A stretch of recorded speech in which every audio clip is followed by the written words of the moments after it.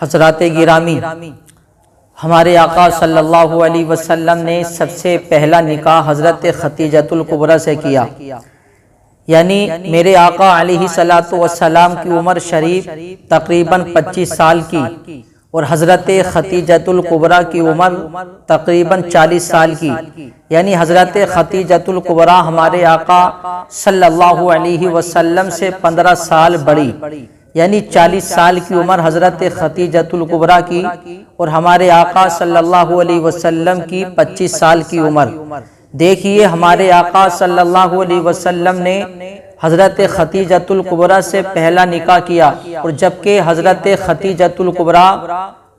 بیوہ ہیں، یعنی ان کے پہلے 2 شوہروں کا انتقال ہو چکا ہے، تیسری شادی ہمارے آقا صلی اللہ علیہ وسلم سے کی۔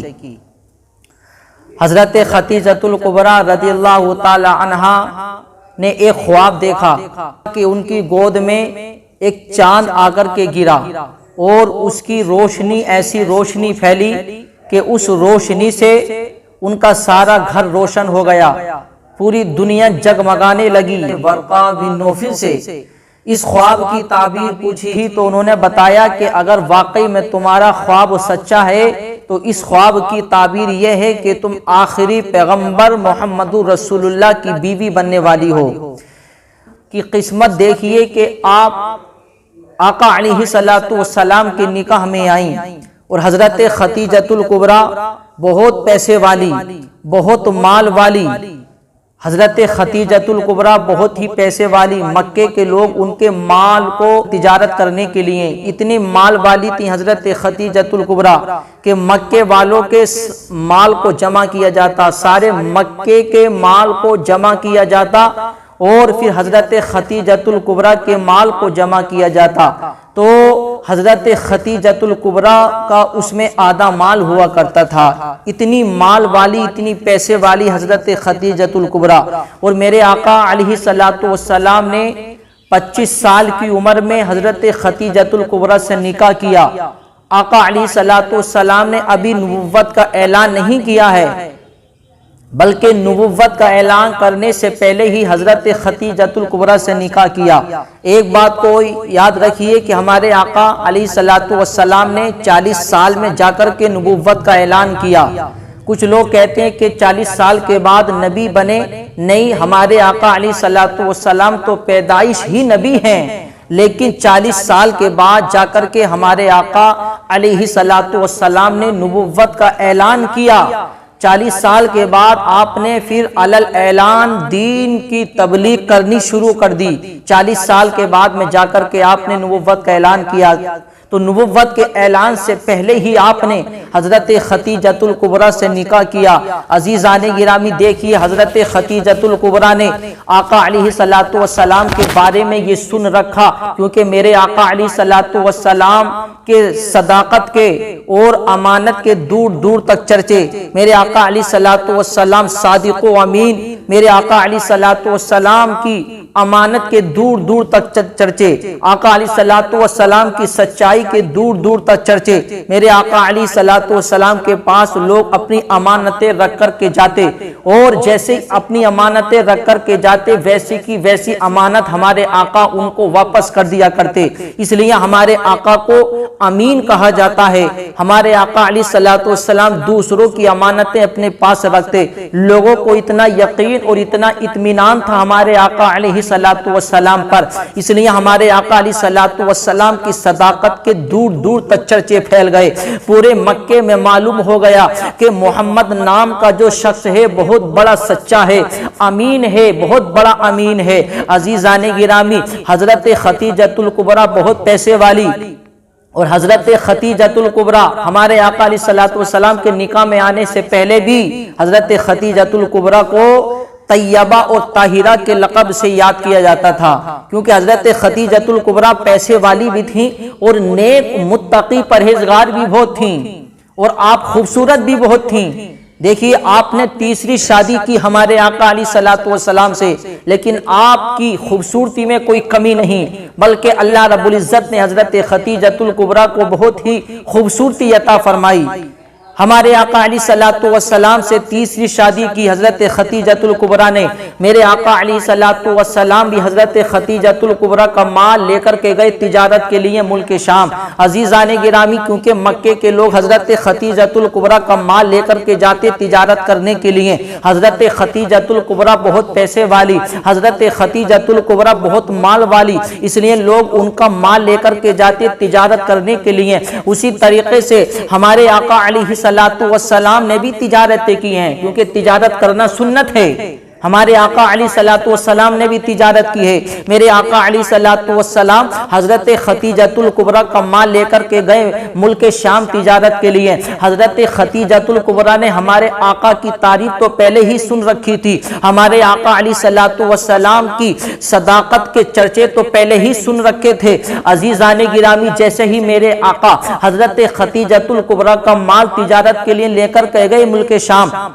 تو حضرت ختیجۃ الکبریٰ نے اپنے ایک غلام کو، میسرہ غلام کو، یہ کہہ کر کے بھیجا، اے میسرہ غلام سنو، تم میرے غلام ہو، تم نے میرا نمک کھایا ہے، جو بات سچ سچ ہو وہی بات بتانا۔ آج تم محمد کے ساتھ جانا تو آج تمہارا یہ کام نہیں ہے کہ کتنا نفع ہوگا کتنا نقصان ہوگا، آج تمہیں اس پر نظر نہیں رکھنی ہے، بلکہ آج تمہیں محمد پر نظر رکھنی ہے کہ یہ چلتے کیسے ہیں، یہ کھاتے کیسے ہیں، یہ پیتے کیسے ہیں، یہ کسی سے بات چیت کیسے کرتے ہیں، یہ خرید و فروخت کیسے کرتے ہیں، ان کا چلنے کا انداز کیا ہے، ان کا پینے کا انداز کیا ہے، ان کا اٹھنے کا سونے کا انداز کیا ہے، آج تمہیں اس چیز پہ نظر رکھنی ہے۔ عزیزان گرامی، میرے آقا علیہ الصلوۃ والسلام کے ساتھ میں میسرہ غلام گیا۔ میسرہ غلام جیسے ہی ہمارے آقا کے ساتھ میں مال تجارت لے کر کے گیا ملک شام، تو وہ عجیب و غریب واقعات اس نے دیکھے۔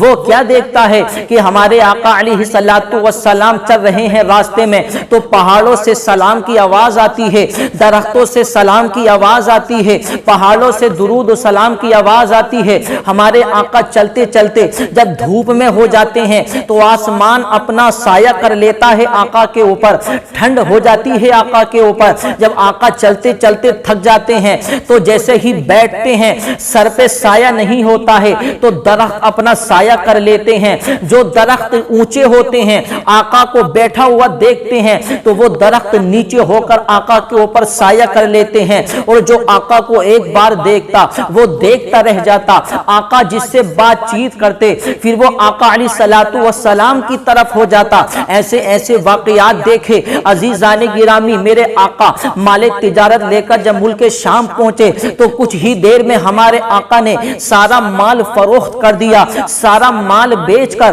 بہت سارا نفع حاصل ہوا۔ عزیزان گرامی، جب مال تجارت بیچ کر کے واپس آئے اور وہ نفع حضرت ختیجۃ الکبریٰ کو دیا گیا تو حضرت ختیجۃ الکبریٰ نے کہا کہ اے میرے غلام میسرہ، بتاؤ تم نے نبی کے چلنے کے انداز کو دیکھا، تم نے نبی کے کھانے کے انداز کو دیکھا، بتاؤ تم نے محمد کے اندر کیا کیا دیکھا، بتاؤ محمد کے اندر کوئی عیب ہے، بتاؤ محمد کے اندر کوئی تم نے خامی دیکھی، محمد کے اندر کوئی عیب دیکھا تم نے؟ تو عزیزان گرامی، میسرہ غلام کہتا ہے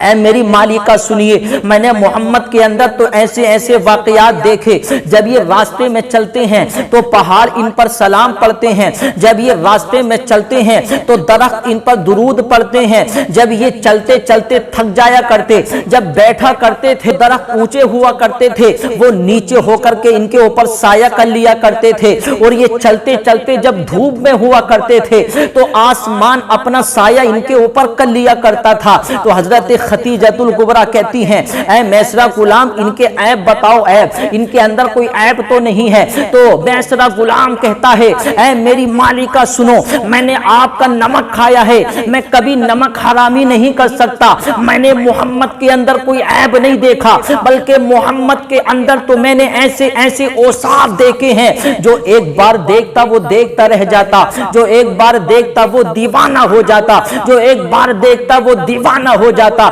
تو حضرت خدیجۃ الکبریٰ کہتی ہیں اے میسرہ غلام تم نے ان کے اندر کوئی عیب دیکھا؟ تو میسرہ غلام کہتا ہے اے میری مالکہ سنو، میرے ایک ہاتھ پر چاند لا کر رکھ دو، دوسرے ہاتھ پر سورج لا کر رکھ دو، اور پھر مجھ سے کہو کہ محمد کے اندر کوئی عیب ہو تو بتاؤ، تو میں اس وقت بھی کہوں گا کہ اللہ نے محمد کو بے عیب بنا کر کے بھیجا۔ اللہ رب العزت نے محمد کے اندر کوئی عیب نہیں پیدا کیا، بلکہ اللہ رب العزت نے محمد کو بے عیب بنا کر دنیا کے اندر بھیجا ہے۔ یہ ہمارے آقا علیہ الصلوۃ والسلام کی شان ہے۔ اس لیے تو حضرت حسان بن ثابت نے کہا وَأَحْسَنُ مِنْكَ لَمْ تَرَ قَطُّ عَيْنِي وَأَجْمَلُ مِنْكَ لَمْ تَلِدِ النِّسَاءُ خُلِقْتَ مُبَرَّأً مِنْ كُلِّ عَيْبٍ كَأَنَّكَ قَدْ خُلِقْتَ كَمَا تَشَاءُ۔ بیان فرماتے ہیں کہ یا رسول اللہ میری آنکھ نے آپ کے جیسا کسی کو حسین و جمیل دیکھا نہیں، اور میری آنکھ دیکھتی بھی کہاں سے، آپ کے جیسا حسین و جمیل کسی ماں نے کوئی بچہ جنا ہی نہیں۔ اور بیان فرماتے ہیں کہ یا رسول اللہ اللہ نے آپ کو تمام عیب سے پاک پیدا فرمایا، یعنی ہمارے نبی کے اندر کوئی عیب نہیں، ہمارے نبی کے اندر کوئی نقص نہیں۔ اللہ رب العزت نے ہمارے نبی کو بے عیب بنا کر دنیا کے اندر بھیجا۔ اس لیے تو سید الملائکہ حضرت جبرائیل امین بھی پکار اٹھے قلبت الارض مشارقها ومغاربها فلم ارى مثل محمد صلی اللہ علیہ وسلم، میں نے مشارق و مغارب کو الٹ پلٹ کر دیکھا، لیکن مصطفیٰ کریم کے جیسا میں نے کسی کو نہیں پایا۔ یہی بولے سدرا والے چمنے جہاں کے تالے میں نے سبھی چھان ڈالے، تیرے پائے کا نہ پایا، تجھے یک نے یک بنایا، تجھے حمد ہے خدایا، تجھے حمد ہے خدایا۔ اور اعلیٰ حضرت بولے تو بڑا اچھا بولے، یوں کہا اعلیٰ حضرت نے سرور کہوں کہ مالکو مولا کہوں تجھے، باغ خلیل کا گل زیبا کہوں تجھے، تیرے تو وصف عیب تناہی سے ہے بری، حیران ہوں میرے شاہ کیا کیا کہوں تجھے۔ تو یہ ہمارے آقا علیہ الصلوۃ والسلام کی شان حضرت خدیجۃ الکبریٰ نے دیکھا، اور دیکھنے کے بعد کہا کہ واقعی میں اللہ نے محمد کو ایسا بنا کر کے بھیجا۔ پھر حضرت خدیجۃ الکبریٰ نے ہمارے آقا علیہ الصلوۃ والسلام کے پاس نکاح کا پیغام بھجوایا۔ میرے آقا علیہ الصلوۃ والسلام کے پاس جیسے ہی نکاح کا پیغام گیا تو میرے آقا نے کہا کہ میں جواب نہیں دے سکتا، میرے چچا سے جواب لو جا کر۔ تو دیکھیے عزیزان گرامی، یہ ہمارے آقا علیہ الصلوۃ والسلام کی شان کہ ہمارے آقا سے بہتر جواب کون دے سکتا تھا، لیکن ہمارے آقا نے اپنے بڑوں کو ترجیح دی کہ جواب میں بھی دے سکتا ہوں، کیونکہ شریفوں کی اجازت نامہ اس کے گھر والوں کی طرف سے ہوتا ہے۔ جو شریف لوگ ہوتے ہیں وہ اپنے آپ جواب نہیں دیتے، بلکہ اپنے گھر والوں کو آگے رکھتے ہیں۔ اس سے ہمیں درس اور سبق بھی ملتا ہے۔ آج کل ماحول ایسا ہو گیا کہ اگر کسی نوجوان کو کوئی نوجوان لڑکی پسند آ گئی تو اپنے ماں باپ کو چھوڑ کر خود نکاح کرنے کے لیے تیار ہو جاتے ہیں۔ دیکھیے نکاح کرنا کوئی برا کام نہیں ہے، نکاح کرنا بہت اچھا عمل ہے، لیکن نکاح کرنے سے پہلے اپنے والدین کی رضامندی ہونی بہت ضروری ہے، اپنے والدین سے اجازت لینا بہت ضروری ہے، کیونکہ جس کام کے اندر والدین کی رضامندی ہوتی ہے اس کام میں اللہ کامیابی عطا فرماتا ہے۔ ہمارے آقا نے کہا کہ میرے چچا سے جا کر کے پوچھو۔ لوگ گئے ابو طالب کے پاس، تمہارے بھتیجے کا نکاح حضرت خدیجۃ الکبریٰ سے کرنا چاہتے ہیں، بتاؤ تمہاری اجازت ہے یا نہیں؟ تو انہوں نے اجازت دے دی۔ عزیزان گرامی، حضرت خدیجۃ الکبریٰ کا نکاح میرے آقا علیہ الصلوۃ والسلام کے ساتھ میں ہو گیا، اور میرے آقا علیہ الصلوۃ والسلام کا نکاح جیسے حضرت خدیجۃ الکبریٰ کے ساتھ میں ہوا تو حضرت خدیجۃ الکبریٰ کی سب سے بڑی قربانی یہ تھی کہ حضرت خدیجۃ الکبریٰ بہت پیسے والی، بہت مال والی، لیکن نکاح ہوا، نکاح ہونے کے بعد سارا مال حضرت خدیجۃ الکبریٰ نے جمع کیا، اپنے نوکروں کو بلایا، اپنی کنیزوں کو بلایا، اور بلانے کے بعد نکاح ہونے کے بعد سارا مال جمع کیا، اور جمع کرنے کے بعد آقا علیہ الصلوۃ والسلام کی بارگاہ میں پیش کر دیا۔ عرض کرتی ہیں یا رسول اللہ اب میں آپ کی ہو گئی ہوں تو یہ مال بھی سب آپ کا ہے، اب آپ جو چاہیں اس مال کا کر سکتے ہیں۔ تو دیکھیے میرے آقا علیہ الصلوۃ والسلام نے بھی وہ مال اپنے پاس میں نہیں رکھا۔ دیکھیے میرے آقا علیہ الصلوۃ والسلام کتنی سخاوت والے، میرے آقا علیہ الصلوۃ والسلام کیسے صادق و امین۔ میرے آقا علیہ الصلوۃ والسلام نے وہ سارا مال لیا، وہ لینے کے بعد میرے آقا نے مکے کے یتیموں پر خرچ کر دیا، مکے کے غریبوں پر خرچ کر دیا، مکے کے بے سہارا جو تھے ان پر خرچ کر دیا، اور خرچ کر کے بتایا کہ یتیموں غریبوں فقیروں کی مدد کرنا یہ محمد رسول اللہ کی سنت ہے۔